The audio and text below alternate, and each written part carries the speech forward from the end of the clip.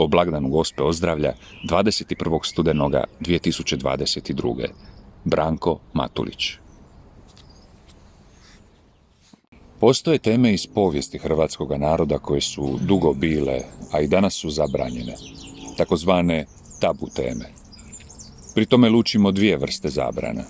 Neke su teme toliko istinite da ih je zabranjeno preispitivati i tumačiti. Ni slučajno se u njih ne smije sumnjati. A o drugima nije poželjno iznositi istinu. Potrebno ih je ignorirati, jednostavno prešutjeti. Jedna od velikih prešućenih tema jest i gladomor hrvatskog naroda u Hercegovini. O ukrajinskom gladomoru se u hrvatskom društvu zna i govori puno više, pogotovo danas u kontekstu ukrajinsko-ruskog rata, nego o hrvatskom gladomoru s kraja Prvog svjetskog rata. Tek rijetki znaju za ulogu Fradidaka Buntića u spašavanju hrvatske djece od izgladnjivanja. Bolne su to teme naše povijesti o kojima točno te nadasve istinito mogu progovoriti znanstvenici akribičnim iznošenjem činjenica. No, vrlo često znanstvena istina ostane zarobljena, obavijena šutnjom i zanemarena. Oni koji mogu puno bolje doprijeti do šire publike i tako podastrijeti istinu i raširiti je snažno i neumoljivo jesu upravo umjetnici. Umjetničkim stvaralačkim izričajem lakše je probiti oklop šutnje oko bolnih tema. Lakše je doprijeti do ljudskih srdaca jer je umjetnički rukopis, ma kako sadržaj bio težak, mekši, ljudski, topliji, emotivniji, a utoliko više i istinit. Akademska kiparica Dijana Iva Sesartić hrabro se uhvatila u koštac s razbijanjem oklopa šutnje i ignoriranja i u fokus svog kiparskog stvaralaštva stavlja taj strašni događaj iz povijesti hrvatskog naroda.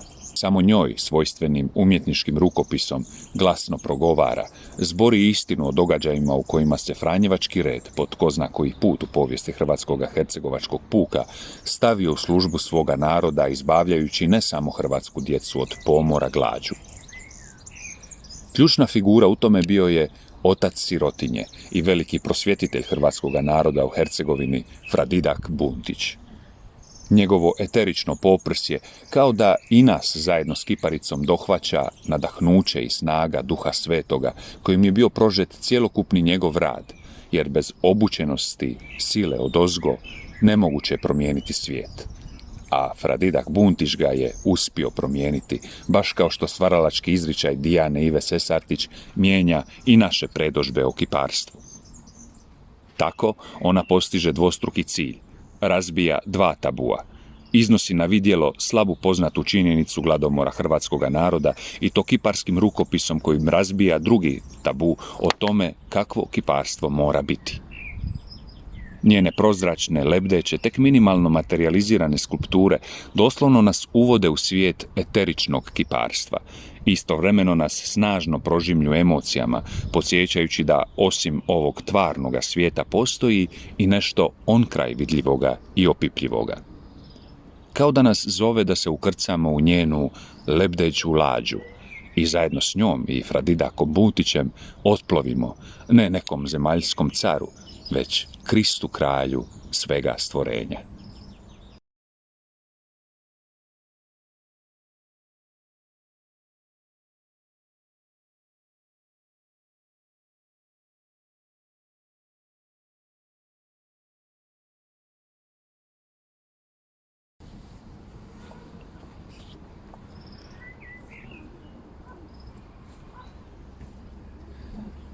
Libanonski kršćanski pjesnik Khalil Gibran u svojoj pjesmi Moj narod je umirao svojim krikom progovorio je o fenomenu Kafno, izgladnjivanju, odnosno glodomoru 1915. na 1918. Libanona.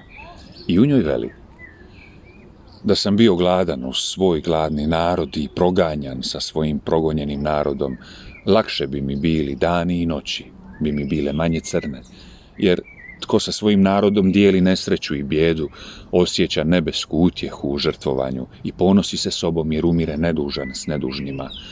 Ali ja nisam sa svojim gladnim i progonjenim narodom što ide u procesiji smrti ka slavi žrtvovanja, već ovdje, iza 7 mora, živim u sigurnosti i apatičnome miru. Ja sam ovdje daleko od nesreće i nesretnika i ne mogu se ničim ponositi, čak ni vlastitim suzama.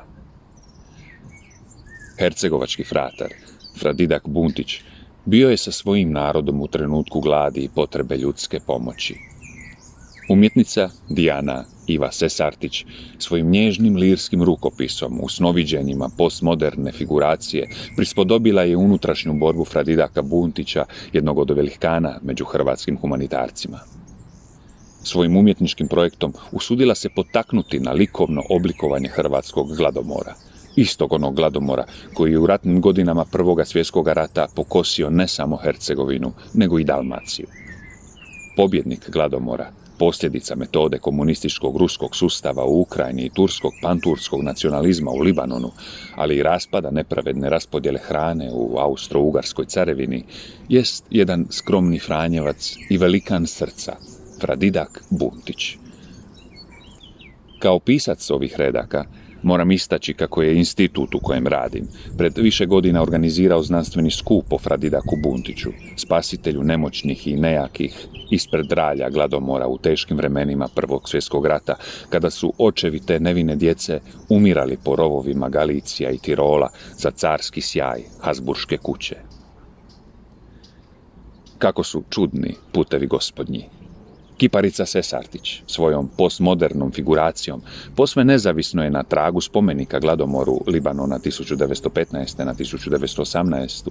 suvremenog libanonskog umjetnika Jazana Halvanija, koji ovu tužnu i pogubnu povijesnu epizodu kršćana Libanona predstavlja čeličnim stablom sa citatima istaknutih libanonskih suvremenika gladi, kao što su Gebran Khalil Gebran, Tavik Jusuf Awad, Anabara Salam al-Khalidi i drugi, koji su listovi na tom stablu. Hercegovački Hrvati, koji su de jure do 1908. godine bili podanici istog tog krvavog osmanskog sultana Abdul Hamida II, čiji su preci progonili i provodili genocid nad Hrvatima kroz više stoljeća, a koji je pod upravom triju paša gladom umorio polovicu libanonskih kršćana i u genocidu gotovo posve zatro Asirce, Armence i Grke sa svojih stoljetnih ognjišta. Međugorsko mjesto molitve, danas u tisućama, priziva upravo potomke libanonskih kršćana na hercegovački krš, te svojim posebnim duhovnim zovom i svojim povijesnim iskustvom gladi povezuje dvije katoličke zajednice. Hercegovačko iskustvo gladi, te krvave žrtve brojnih duhovnika i puka koji su žrtvovani poput jaganjca Božjeg u vrtlogu Drugoga svjetskog rata u ovom rafiniranom figuralizmu ima svoju metaforu. Krhkost materije, sumarnost oblika, ali i profinjenost duhovne poruke, ovaj likovni rukopis Kiparice Sesartić potvrđuje kao iskreni iskaz umjetničke vjere u pobjedu dobra. Franjevačka karizma, iskrena veza sa narodom i bilom njegovih potreba u fra Didaku Buntiću predstavljaju potrebu izvlačenja iz zapretanih stranica hrvatske humanitarne povijesti na najrafiniraniji način suvremenog likovnog izričaja.